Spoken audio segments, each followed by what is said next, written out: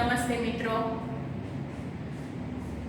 આજના યુનિટ 2 ના ત્રીજા સેશનની અંદર આપણે પાઠ છે એ આપણો પૂરો કરીશું.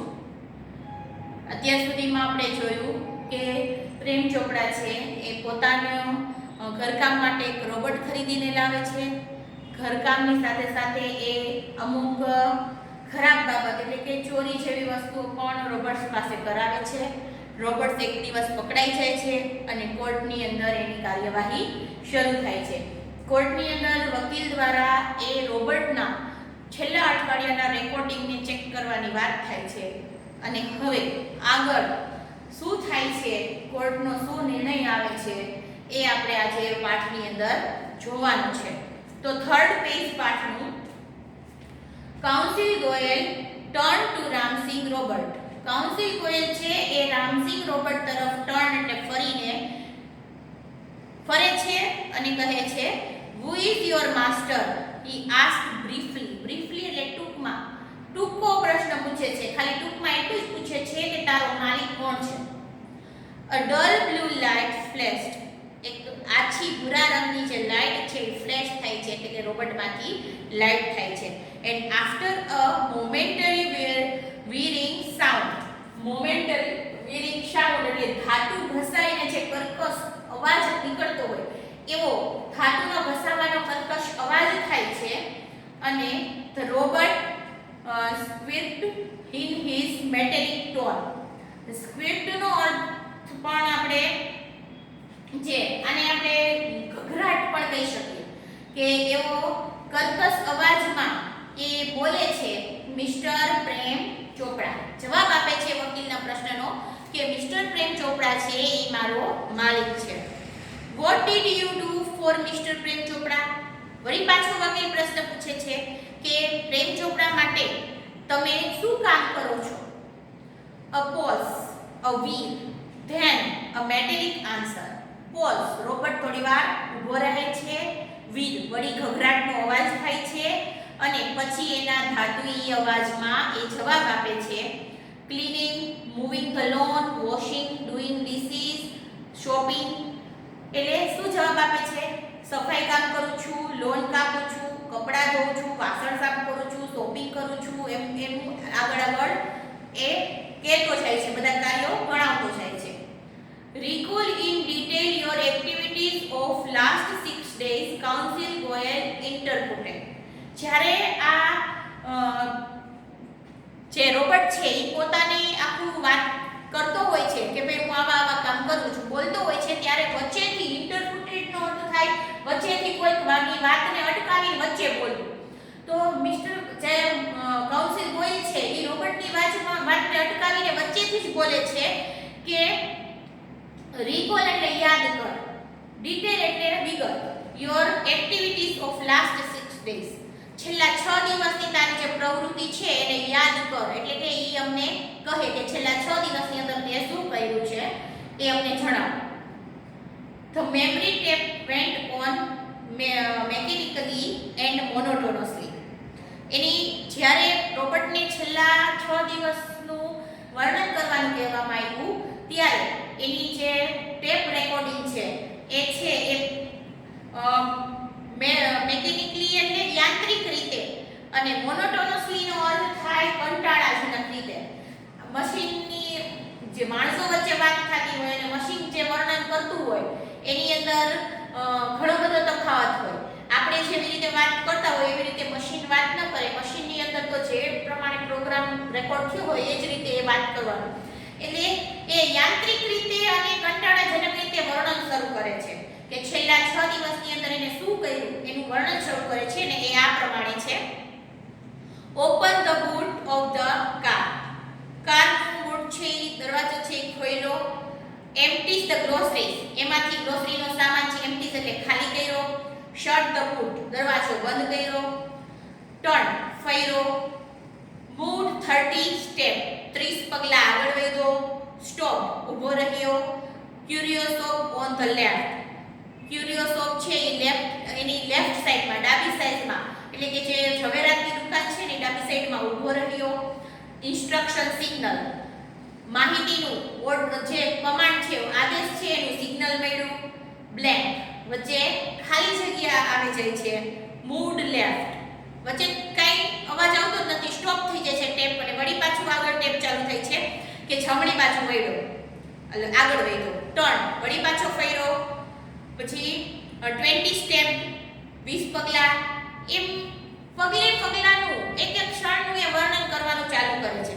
પણ વર્ણન કરતા કરતા વચ્ચે થોડુંક ટેપ છે એમાં જાણે કોઈ ભાગ કપાઈ ગયો હોય, વચ્ચે કોઈક રેકોર્ડિંગનો ભાગ છૂટી ગયો હોય એવું એમાં વચ્ચે બ્લેન્ક આવે છે, ખાલી જગ્યા આવે છે. At this point the counsel commanded, આ પોઈન્ટે આ ક્ષણે એક વકીલ છે એને કમાન્ડેડ આદેશ કરે છે સ્ટોપ, ઊભો રહી જા, stop rivers and play, stop ઊભો રહે, તારી ટેપને રિવર્સ કર, પાછી લે અને ફરીથી બોલ. Again there was a obvious pause after the instruction signal, ફરી વખત પણ એવી જ રીતે જેવું અગાઉ થયું હતું એવી જ રીતે ઇન્સ્ટ્રક્શન સિગ્નલની પછી ખાલી જગ્યા પડે છે. Counsel Goyal stop the tap, counsel Goyal ટેપને બંધ કરી દે છે. Notice the pause your honour, અને જજને શું કહે છે યોર ઓનર, વચ્ચે જે આ ખાલી જગ્યા બતાવે છે એને ધ્યાનમાં લેવામાં આવે, એને જોવામાં આવે. સમ એક્શન ઇઝ નોટ રિવીલ્ડ, ત્યાં જે વચ્ચે ટેપની અંદર જે ભાગ છૂટી રહ્યો છે ત્યાં કંઈક માહિતી છે ઈ બહાર આવતી નથી, કંઈક છુપાવવામાં આવે છે.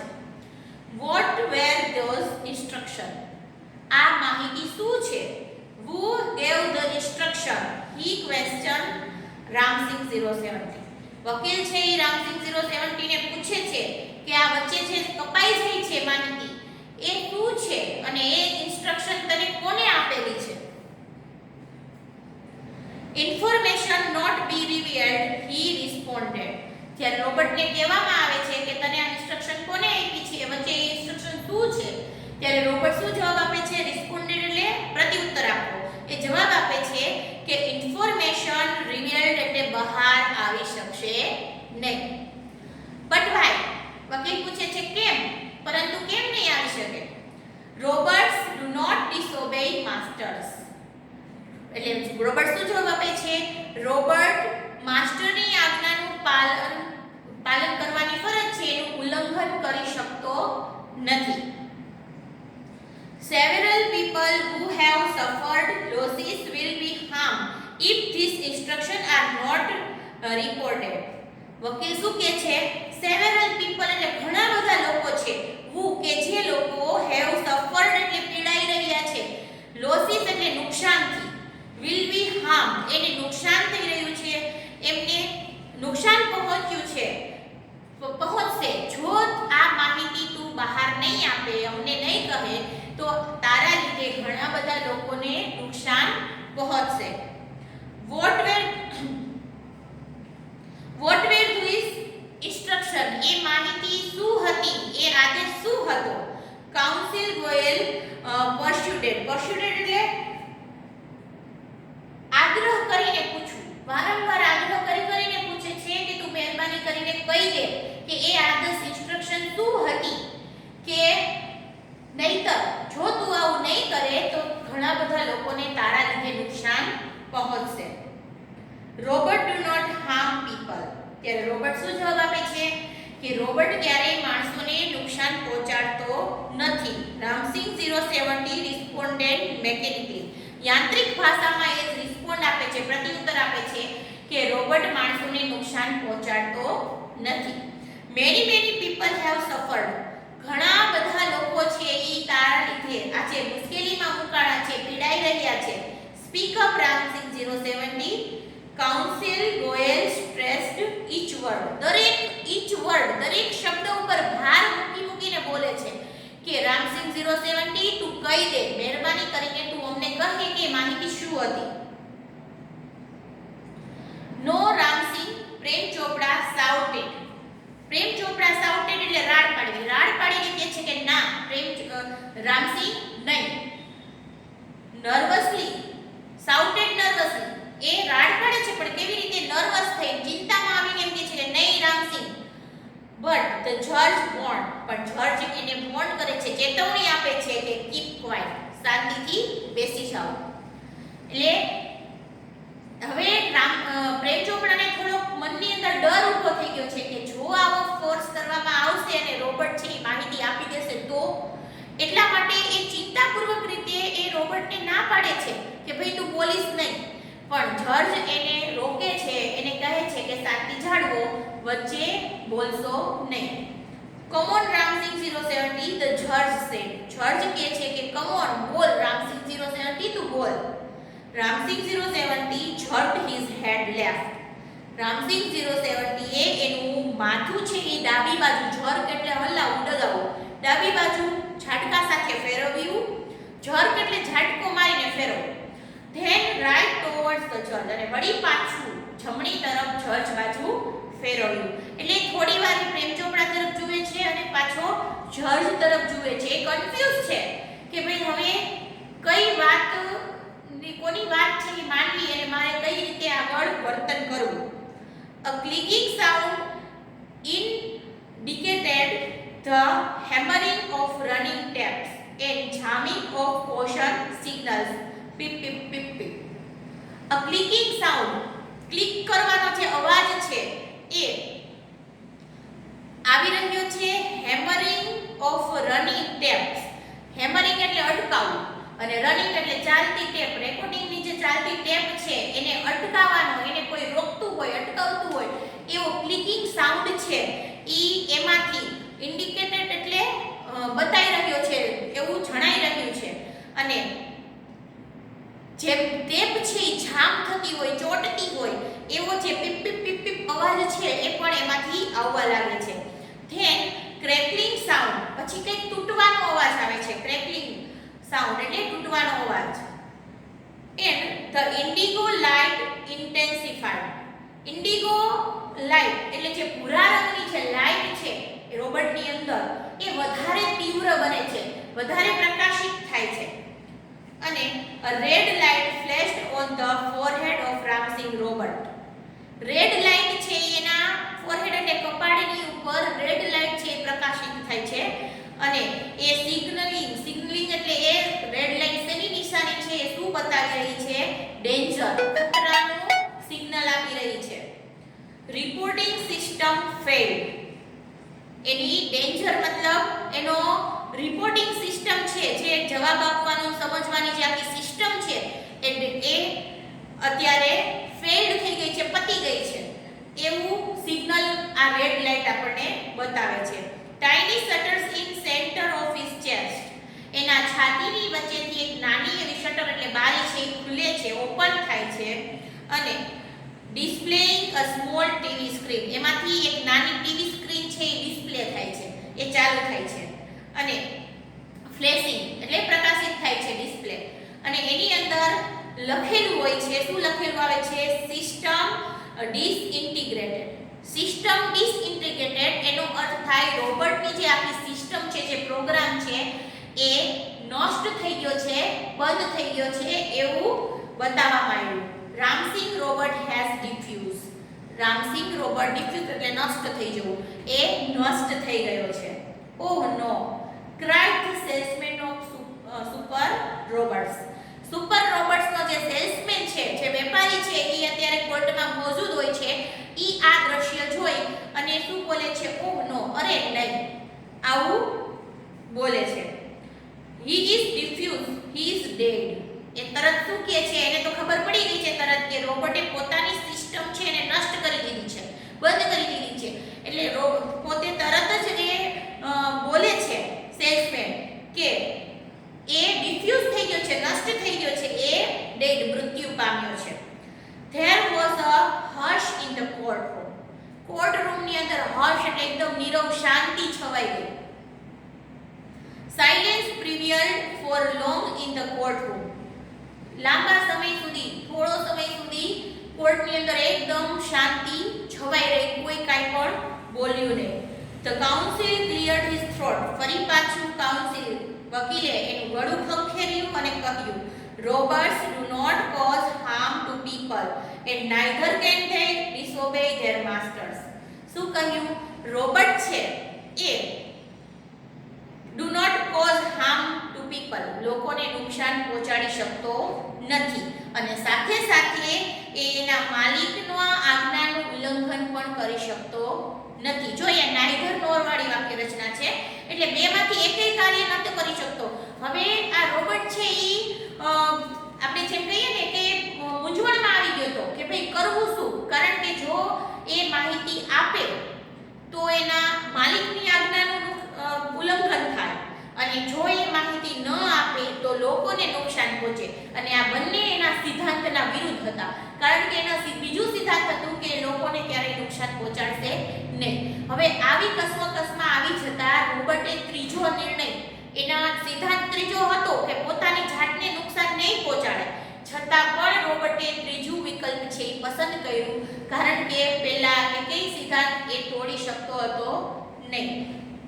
એટલે વકીલ કહે છે કે એના લોકોને નહોતો નુકસાન પહોંચાડી શકતો અને એના માલિકની આજ્ઞાનું ઉલ્લંઘન પણ નહોતો કરી શકતો.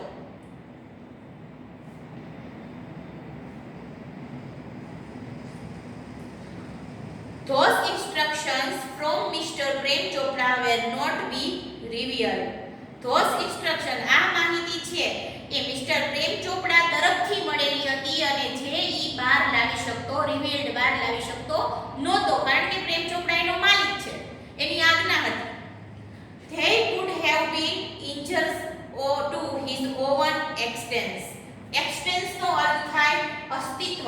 પોતાના અસ્તિત્વને એને એટલા માટે નષ્ટ કરી નાખ્યું કારણ કે એના માલિકને નુકસાન પહોંચાડવા માંગતો હતો નહીં.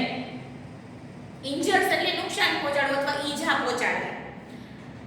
અ threat to the Robert's life, અને એ એક આ રોબર્ટના જીવનની એક થ્રેટ છે, એટલે કે આપણે કહીએ ને કે એના જીવનનું એક દુઃખમય ઘટના, એના જીવનનું એક ખરાબ વસ્તુ છે કે જેને પોતાના અસ્તિત્વને એને મિટાવી દીધું. ઇફ હી રિવીલ્ડ ધેમ, જો એ માહિતીને એને જે ધમકી આપવામાં આવેલી હતી અને એ જે માહિતી નહીં બહાર પાડવાનું કહેવામાં આવ્યું હતું, અને જો એ માહિતી બહાર પાડી દે તો હી વુડ ડિસઓબે હિઝ માસ્ટર, તો એની માસ્ટરની આજ્ઞાનું ઉલ્લંઘન થાય. ઇફ હી ડીડ નોટ, અને જો એ માહિતી ન આપે, હી વુડ હાર્મ અધર્સ, તો એ બીજા લોકોને નુકસાન પહોંચાડે. His conflict brought Ramsing end. આ કોન્ફ્લિક્ટ એટલે ઝઘડો, કશ્મકશ, આ જે ગળમથલ હતી, જે કશ્મકશ હતી એના મગજની અંદર, એને આજે રામસિંહનો અંત લાવ્યો છે. એન્ડ એટલે અંત. He chose to break apart rather than to tell a lie and hurting human beings or becoming unfaithful. He chose, રોબર્ટે ચૂઝ એટલે પસંદ કર્યું છે બ્રેક અપાર્ટ. બ્રેક અપાર્ટ એટલે પોતાની જાતને તોડી દેવું, નષ્ટ કરી દેવું. ધેન રેધર ધેન એટલે ના કરતા. ટેલ અ લાઈ એટલે ખોટું બોલવું.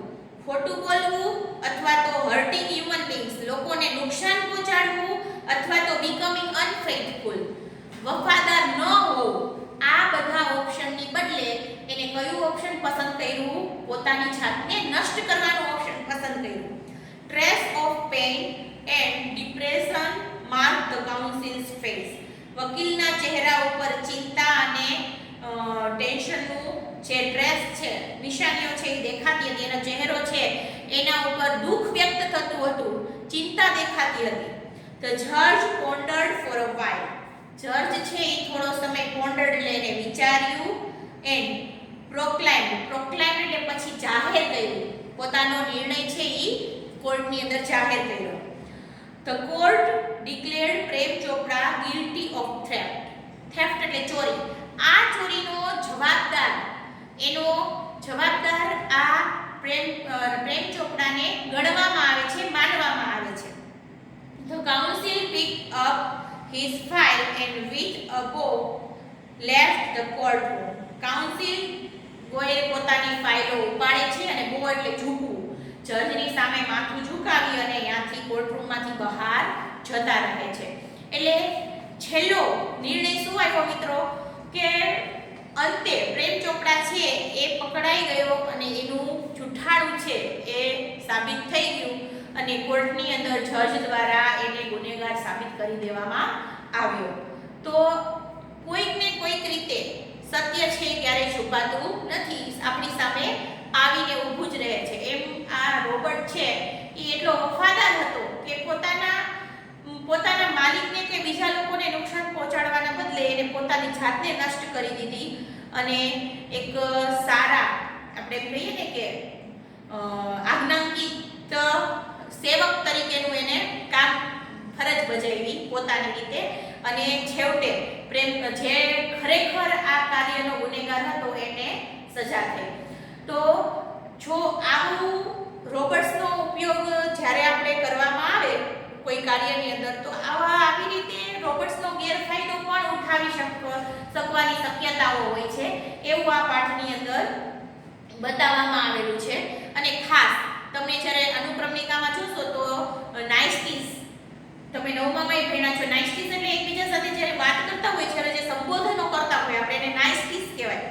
તો એ આની અંદર નાઇસ્ટીસ છે એ બતાવવામાં આવી છે કે બે વ્યક્તિ જ્યારે વાતચીત કરતી હોય ત્યારે કેવા કેવા શબ્દોનો ઉપયોગ કરવામાં આવતો હોય છે, પ્રત્યુત્તરમાં કેવા શબ્દો છે એ કહેવામાં આવતા હોય છે, પ્રશ્નો પૂછતી વખતે કઈ રીતે પૂછવામાં આવે છે.